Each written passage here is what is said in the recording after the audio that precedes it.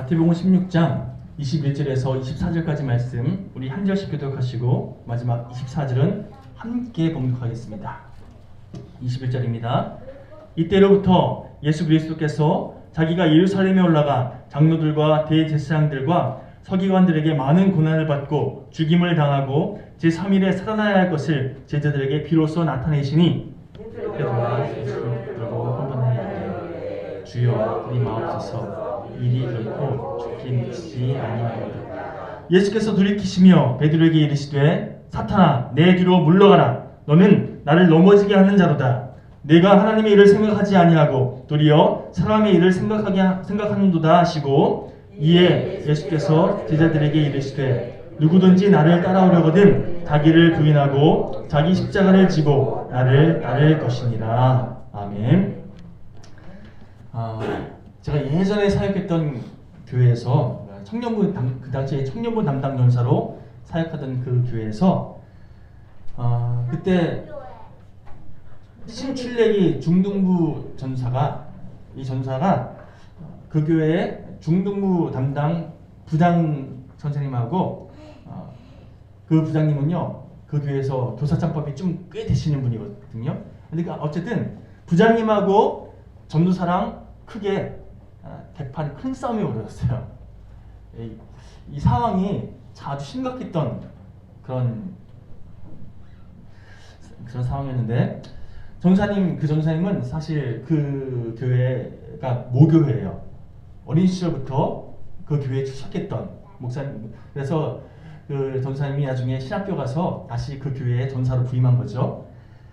또 앞서 말씀드린 것처럼 중등 부장님은요 교사로 섬긴 지 아주 꽤 오랜. 그래서 그 전사님이 중학교 시절에 분반 담임 선생님으로 그 전사님을 가르쳤던 경력이 있어요. 그래서 관계가 서로가 교사와 학생으로 만났던 그런 과거의 전력이 있던 그런 관계죠. 그런데 안타깝게도 이 부장 선생님께서요 새롭게 배치가 됐으면 그 전사님을 중등부의 수장으로 섬겨야 되잖아요. 그렇죠? 그런데 그런 거 있잖아요. 내가 네 어린 시절부터 다 봐서 아는데 뭐 이런 느낌. 그러면서 쉽게 말하면 잘 섬겨드리지 못한 것 같아요. 아유 네가 뭘 알아 이런 느낌 있잖아요. 그렇게 아슬아슬한 상태로 몇 개월을 이렇게 지냈는데 결국 여름 성경학교, 여름 수련회를 준비하는 여름 시즌 돼가지고요. 이 전사님이 그동안 참고 참았던 게 이게 폭발한 거예요. 부장님한테 해도 너무한 거 아니냐고. 부장님이 저를 잘 섬겨줘야지. 담당부서 전사를 세워주지 않으면 결국 선생님들도 잘 안 따라오고 아이들도 저를 무시하잖아요. 부장님이 저를 잘 섬겨주셔야죠 라고 따져 물었고, 이게 좀 약간 참고 참다가 폭발하다 한 거다 보니까요 이게 좀 말이 세게 나온 거예요. 그러니까 이 부장님도 기분이 확 상한 거죠. 야, 네 새파랗게 젊은 믿으면서 네가 어린 시절부터 내가 봐왔는데 나한테 그렇게 얘기하면 안 되지. 이렇게 감정 싸움이 돼버렸어요. 이게 그냥 어떻게 보면 말로 잘 풀어갈 수 있는 상황이었는데 어떻게 보면 그냥 잘 해결될 수 있는 그 문제를 감정 싸움이 되고 나니까요 아주 걷잡을 수 없이 커져버린 거죠. 교회적으로 큰 문제가 되고 말았습니다. 결국에는 담임 목사님까지 나섰는데 그 교회가 저희 교회처럼 작은 교회도 아니고 아주 큰 교회였거든요. 일명 메가처치였는데 담임 목사님까지 나설 정도면 아주 큰 문제였던 거죠. 담임 목사님이 그 문제에 개입해서 중등부 부장님과 또 전사님 사회를 잘 중재하면서 어쨌든 이 감정적인 부분을 좀 해소시켰어요. 그리고 나서 나중에 중등부 부장님은 고등부의 평교사로, 또 이 중등부 담당 전사는 유초등부 담당 전사로 보직을 변경시켰어요.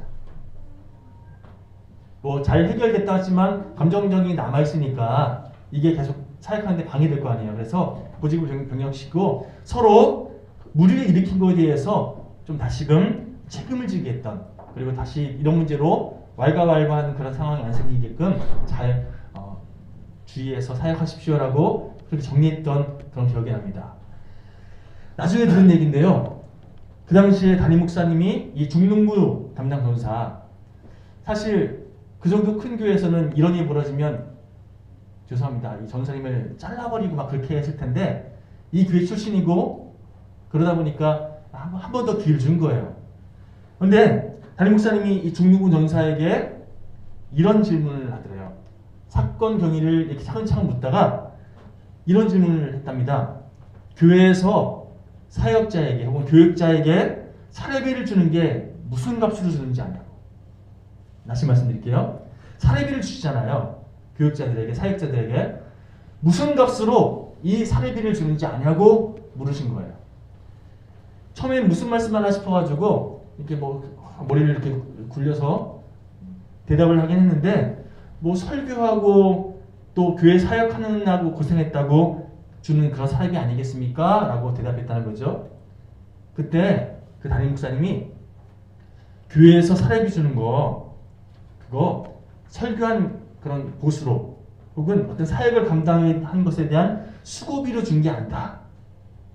엄밀히 말해서 참는 값으로 주는 거다.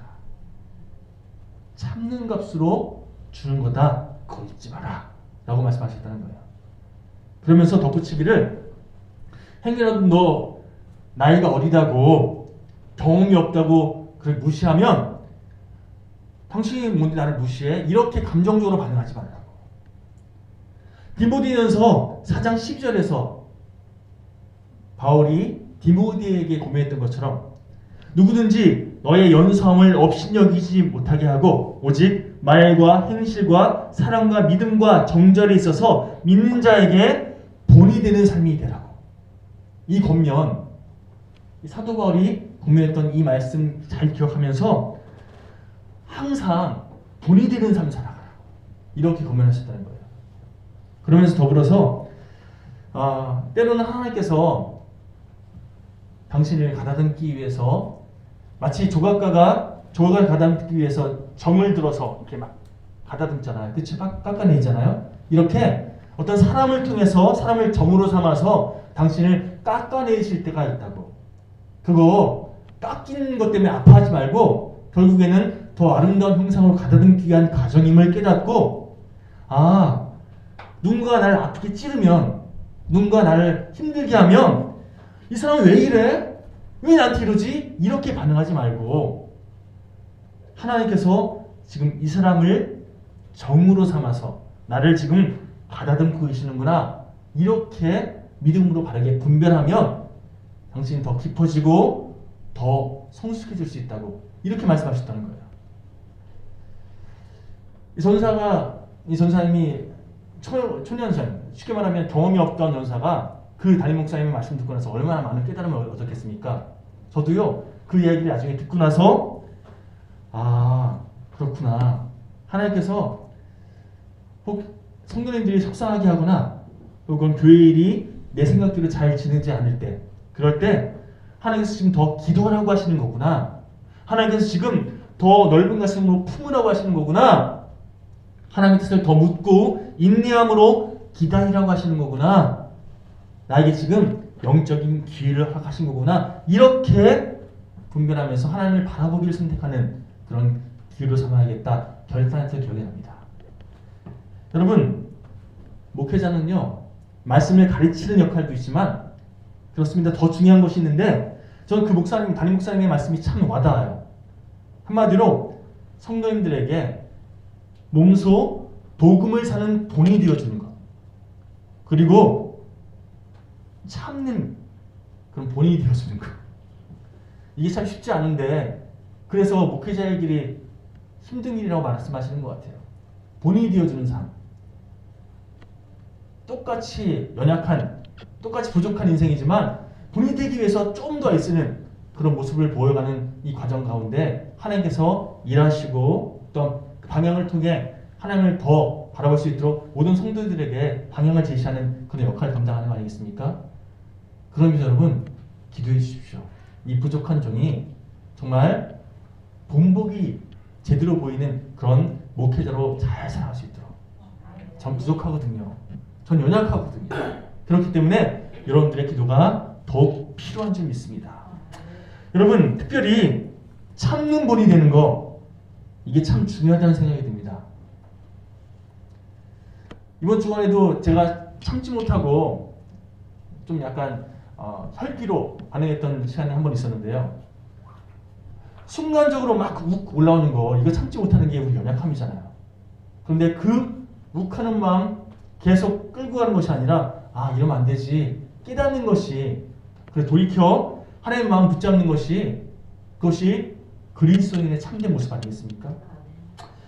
여러분, 일하는 대가로 사례비를 받는다 이렇게 생각하면요, 기분 상한 일이 있을 때, 또 무시당했다고 느낄 때 자연스럽게 불만 갖고, 이 불만 같은 이 감정으로 어떤 그 상황을 혹은 그 상대방을 바라보기 마련이지만, 그러나 내가 받는 사례비 참는 본인대로 받는 거다 이렇게 분별하면서 하나님 뜻을 그렇게 붙잡고 사역하잖아요.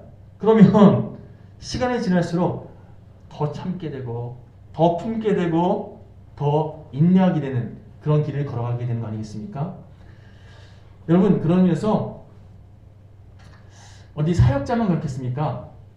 어디 저만 그렇겠습니까? 이 땅을 살아가는 모든 그리스도인들은요, 이 참는 본이 되는 거, 여기에 다 해당되는 그런 인생들인 줄 믿습니다.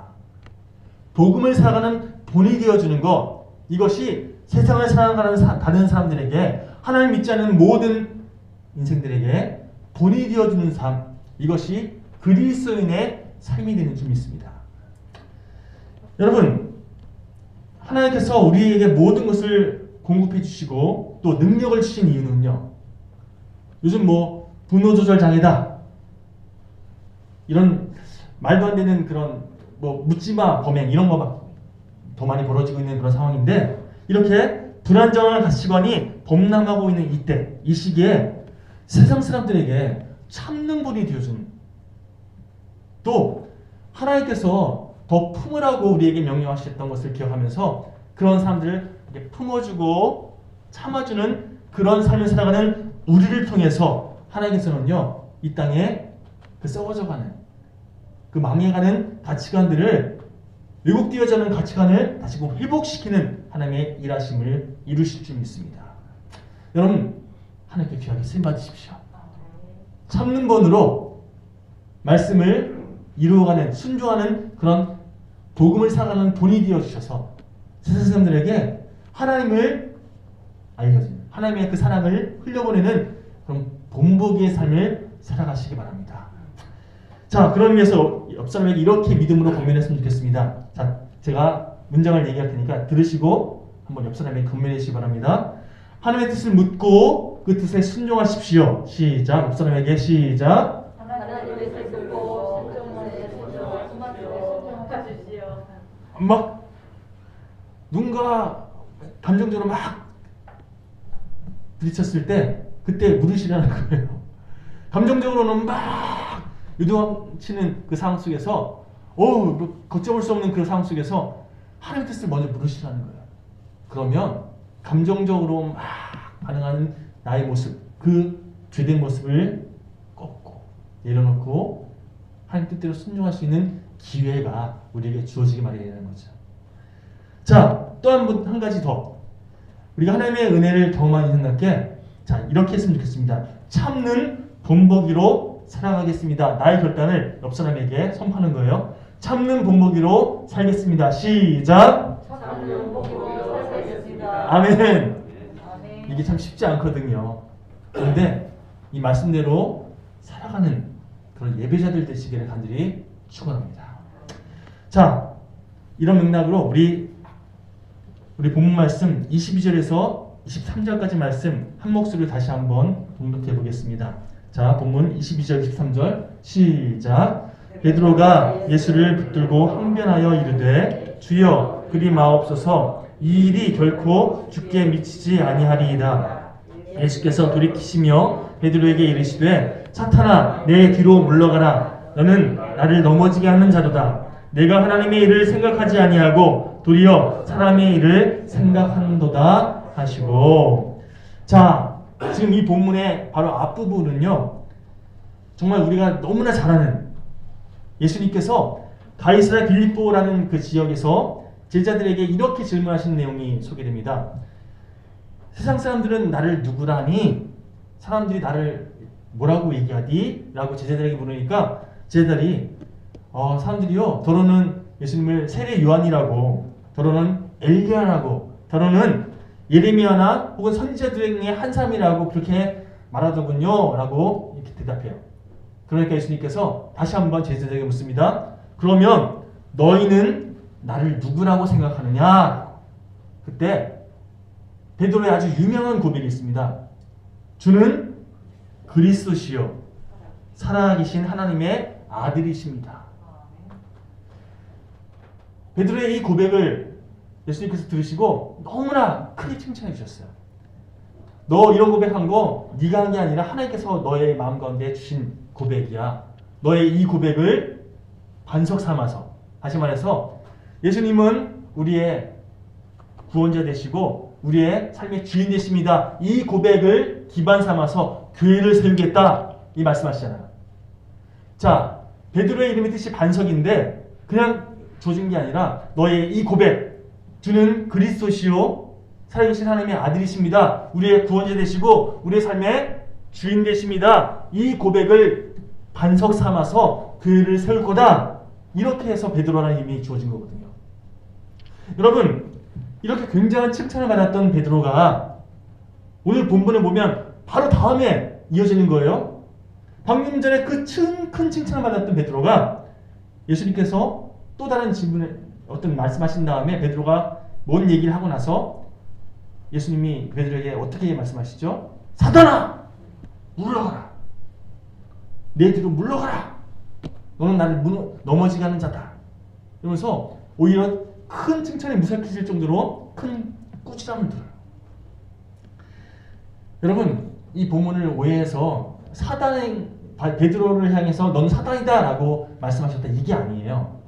이 말은요, 베드로같이 대단한 신앙 고백을 한, 다시 말해서 방금 전까지 믿음으로 그렇게 반응했던 사람이라 할지라도요, 자아가 이끄는 대로 반응하는 순간, 인간적인 생각을 붙잡는 순간 언제든지 사단이 그런 생을 배후에서 조종해서 그런 사람을 통해 일할 수 있다는 거예요.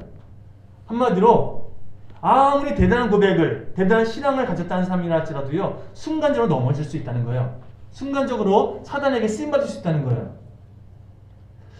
나도 모르게 쉽게 분노하고 나도 모르게 기도도 안 하고 이런저런 잡스러운 생각 있잖아요. 이거 고민하면 고민할수록 더 큰 고민에 쌓이게 만드는 그런 고민을 제가 할 때마다 불안이 저를 막 휘어잡을 때마다 저는 이런 생각합니다. 아, 정신 차려. 이러다가 사단에게 종노하기에 십상이야. 너 이러다가 무너져. 이러다가 하나님의 뜻을 멀어질 수 있어. 정신 차려. 저 자신에게 제 영을 향해서 그렇게 선포하는 그런 저의 생활 습관이 있습니다. 여러분, 우리 모두는요, 사단의 유혹에 쉽게 넘어질 수 있는 연약한 인생이에요. 그런 의미에서 어떤 누군가가 뭔가 실수할 때, 잘못 행할 때 저 사람 왜 저래가 아니라 믿음으로 바르게 분별하십시오. 저 사람 지금 걸려 넘어졌구나. 저 사람 지금 사단에게 속아난 것 같구나. 그럼 우리 그 사람을 어떻게 하면 되겠습니까? 왜 저래로 끝나는 게 아니라 그 사람을 위해서 어떻게 해요? 기도해 줘야죠. 여러분, 어떤 사람을 평가하고 정죄하기를 즐기는 인생이 아니라 그 배후에서 역사하고 있는 사단의 세력을 볼 줄 알아야 됩니다.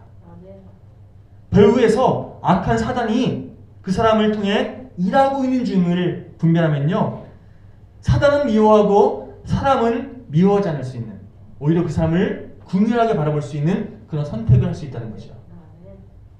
여러분, 우리가 이런 사단마귀의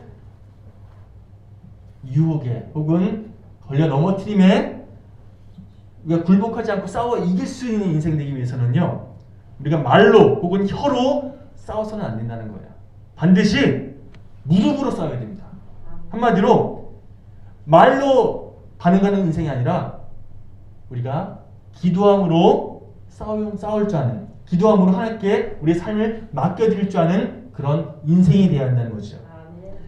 자, 이쯤에서 잠시 지피식이면 백전백승이라고, 나를 알고 적을 알면 승리할 수 있다는 이 말을 기억하면서 우리가 대적 마귀와 싸워 승리할 수 있는 인생 되기 위해서 반드시 알고 있어야 할 사단의 대표적인 특징 두 가지를 좀 살펴보려고 하는데요.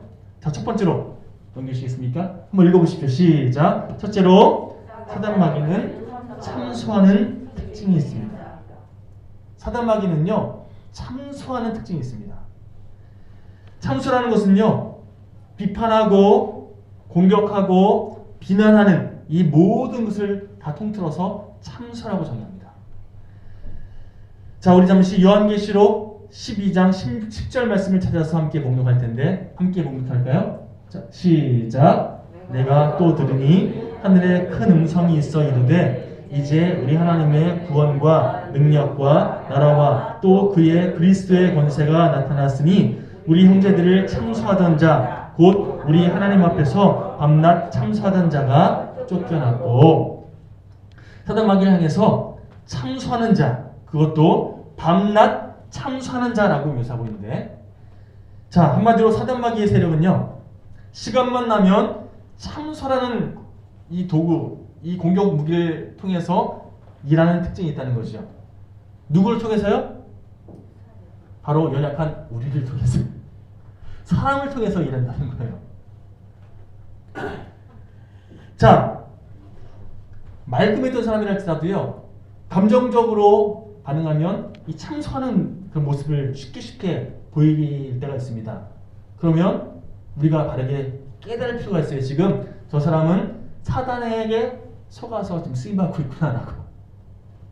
그 사람이 문제다가 아니라 그 사람이 지금 걸려 넘어졌구나라고 생각하시면 정답이라는 거예요.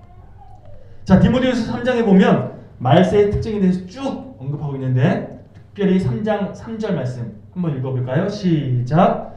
무정하며 원통함을 풀지 아니하며 모함하며 절제하지 못하며 사나우며 선한 것을 좋아하지 아니하며. 자, 이게 참소의 특징인데요. 한마디로 참아주지 못하고 막 원망하고 누굴 모함하고 아주 냉랭하게 다른 사람을 공격해대는 그런 모습들, 이게 말세의 특징이라는 거예요. 점점 악한 세대가 되면 이 서로 공격하는 이런 모습들이 더 많아진다는 거예요. 이게 다 참소라는 거예요. 디도서에 보면요, 특별히 2장 3절 이하에 보면 연세 드신 여성분들 중에서 교회 지도자로 세우는 어떤 조건에 대해서, 기준에 대해서 언급하는 그런 구절이 있는데, 자, 한번 읽어볼까요? 시작. 늙은 여자로는 이와 같이 행실이 거룩하며 모함하지 말며 많은 술에 종이 되지 마니하며 선한 것을 가르치는 자들이 되고. 자, 특별히 뭐 술 많이 먹지 말고 행실이 거룩하고 다 있고 그 중에서 모함하지 말며 참소하지 않는 인생, 이런 사람이 기준이 된다. 이런 사람이 지도자의 그런 기준에 맞다라고 소개하는, 언급하는 장면이에요. 자, 지도자가요, 참소 잘하는, 쉽게 말해서 막 비판 잘하고 막 누군가를 판단 잘하는 그런 사람이 지도자가 되면 그 공동체는 아주 죽을 맛이 됩니다. 왜요? 그 사람 때문에 밑에 사람이 힘든 건 기본이고, 사실 말하자면 사단 마귀가 그 사람 통해 신나서 일하거든요. 공동체를 무너뜨리는 그런 분위기를 만들어간다는 겁니다.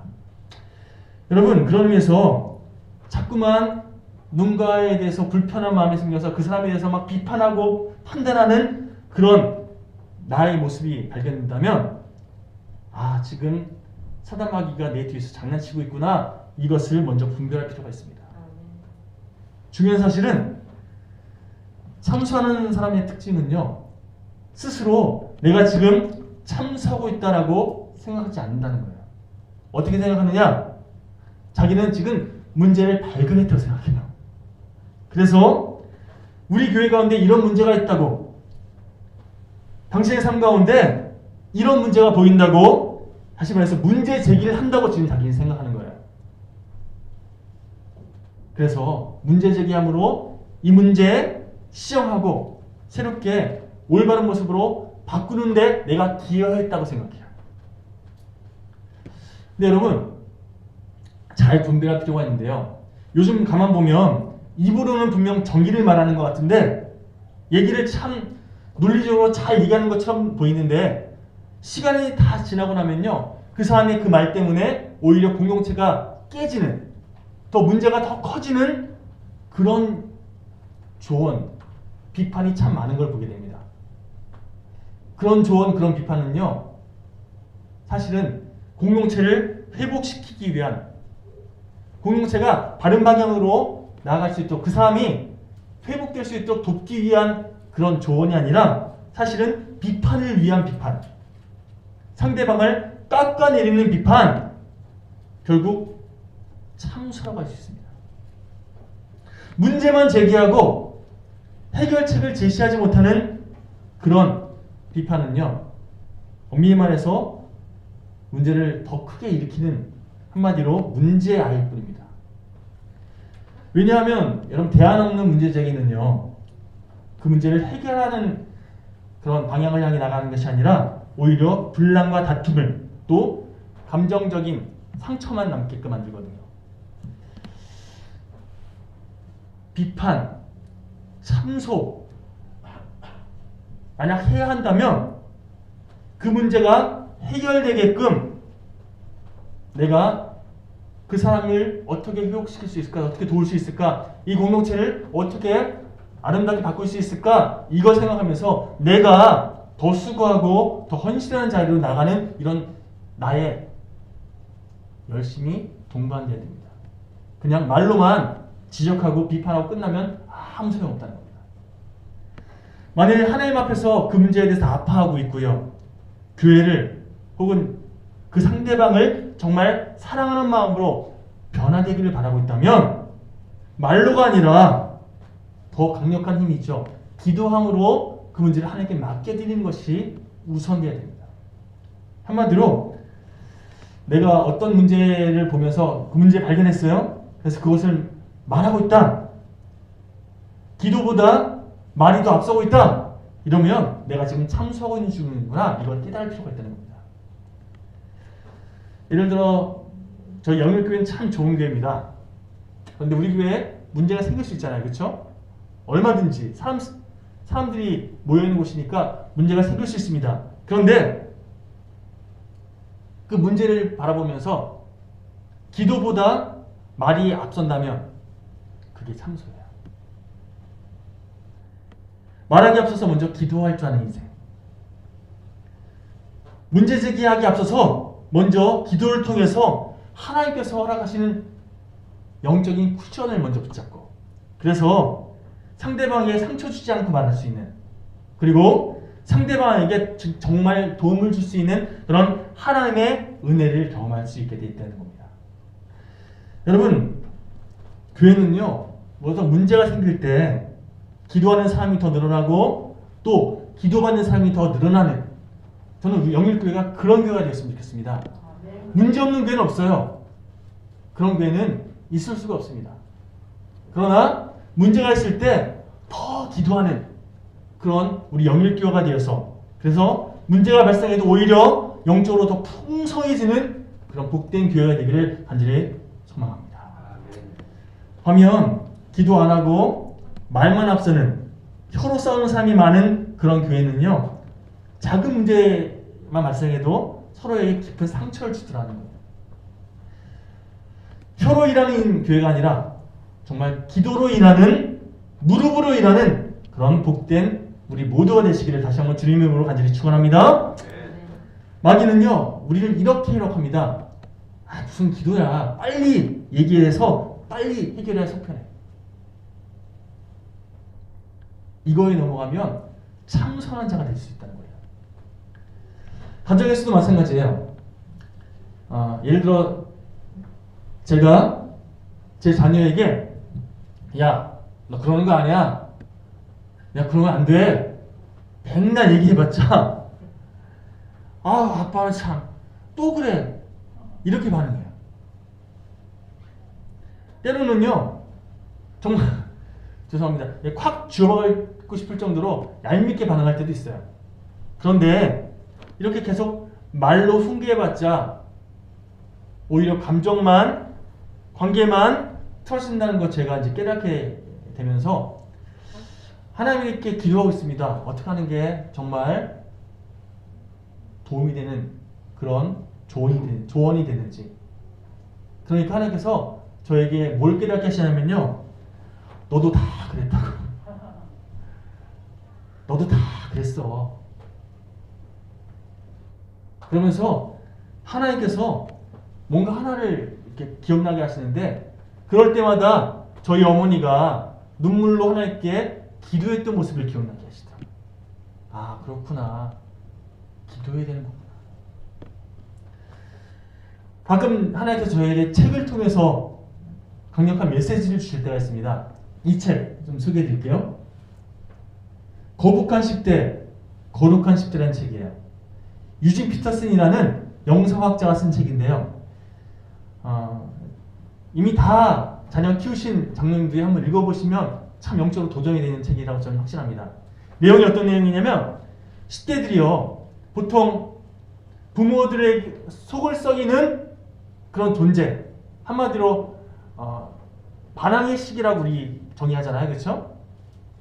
그런데 그래서 10대를 향해서 우리는 거북하다라고 그렇게 인식하는데 영의 눈을 들어서 다시금 분별해보면 부모가 세상의 성공을 위해서 한참 달리고 있는 시기, 그래서 먹고 살기 바빠서 혹은 여러 가지 이유로 세상적으로 가장 바쁜 그 시기에 영적으로 하나님을 바라보지 못하고 세상에 더 집중하는 바로 그 시기에 하나님은요, 자녀를 통해서, 다시 말해서 사춘기를 맞아서 부모의 속을 썩이는 이 자녀를 사용해서 부모들로 하여금 하나님께 기도하게끔, 하나님을 바라보게끔 일하신다는 거예요. 그런 의미에서 10대들은, 반항의 시기를 맞은 10대들은요, 거북한 존재가 아니라 거룩한 자리를 향해 나가게끔 도와주는 거룩한 10대라는 거예요.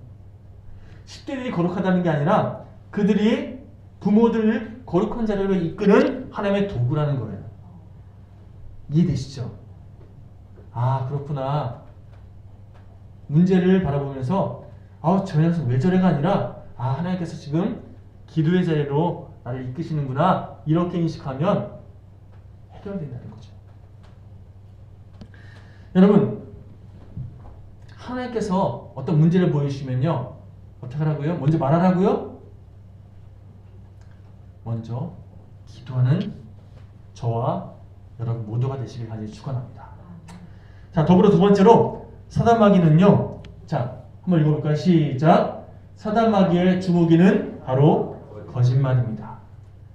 자, 참소라는 무기도 있지만 거짓말이라는 무기도 사단마귀가 즐겨 쓰는 무기예요. 요한복음 8장 44절 말씀 한번 읽어보겠습니다. 시작. 너희는 너희 마귀에게서 났으니 너희 아비의 욕심대로 너희도 행하고자 하느니라. 그는 처음부터 살인한 자요, 진리가 그 속에 없으므로 진리에 서지 못하고 거짓을 말할 때마다 제 것으로 말하나니 이는 그가 거짓말쟁이요 거짓의 아비가 되었습니다. 아까 사단마귀에 대해서 거짓말쟁이라고, 거짓의 아비라고 그렇게 표현하고 있습니다. 그렇죠? 가만 보면 거짓말하는 사람들 특징은요, 앞부분은 맞는 얘기예요.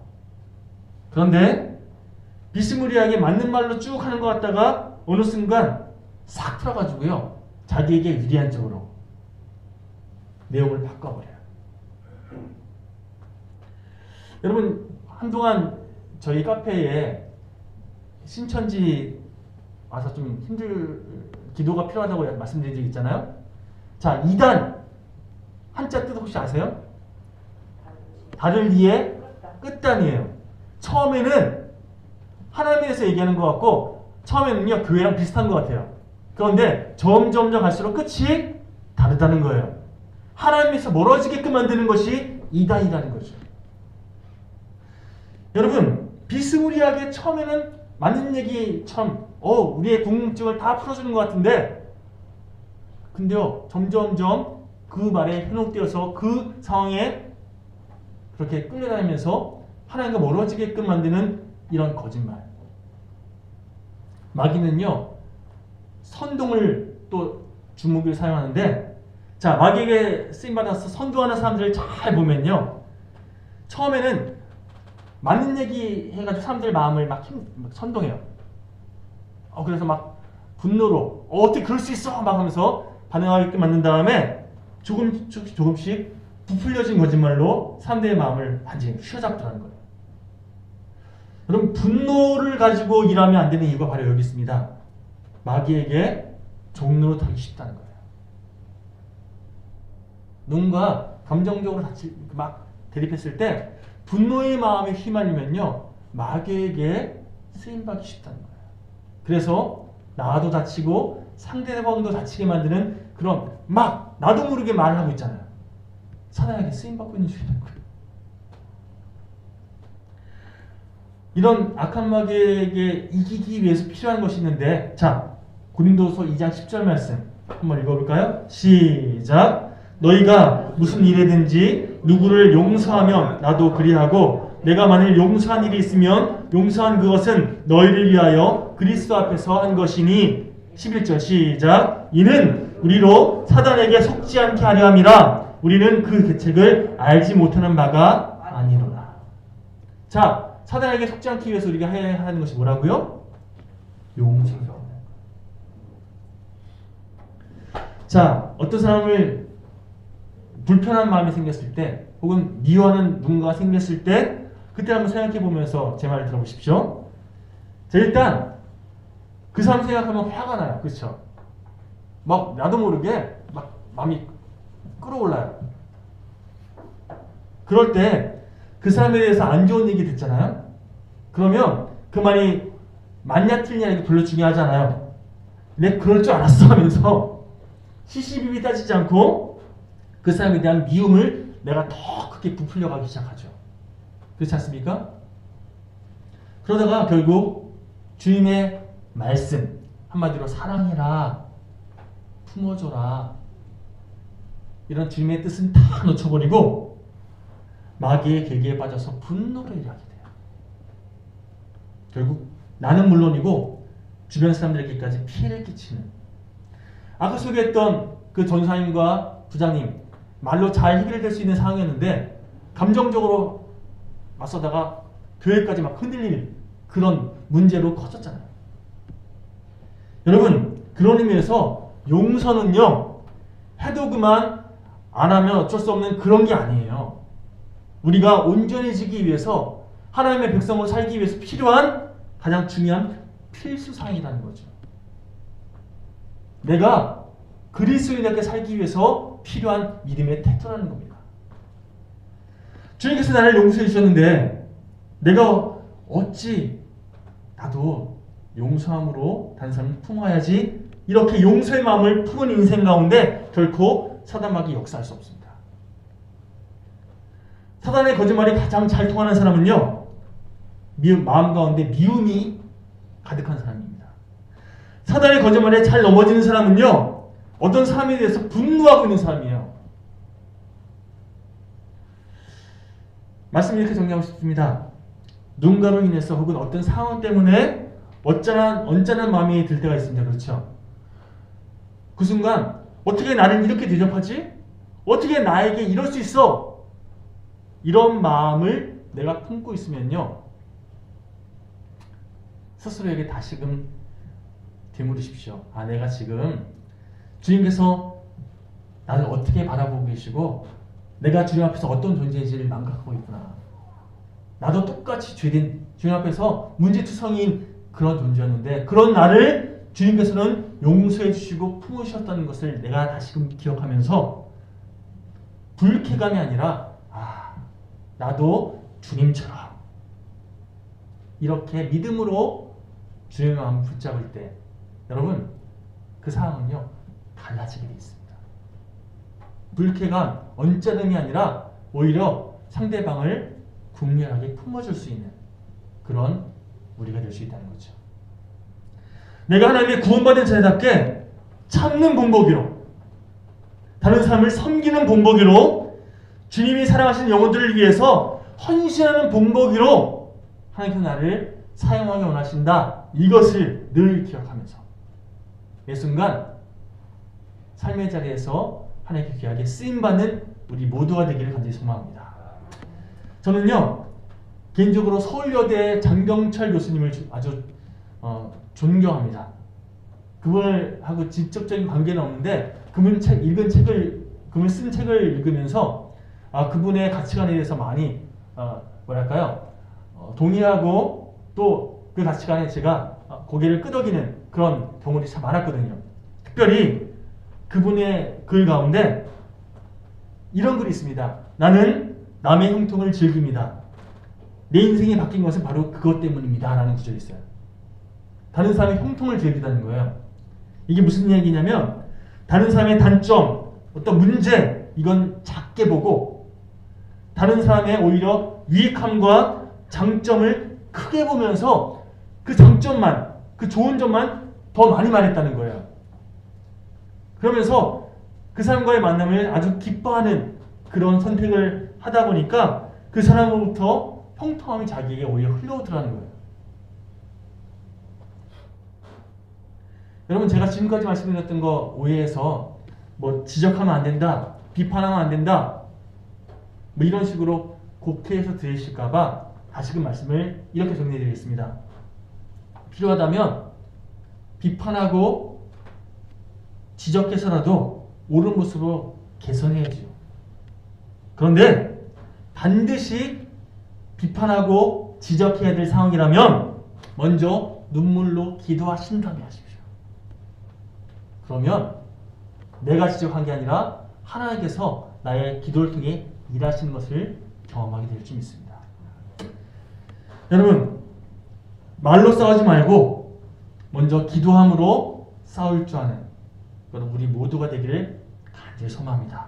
언제든지 용서하고 하나님께 찬송함으로 마귀의 거짓말을 이길 줄 아는 그런 복된 인생 되시기를 다시 한번 축원드립니다.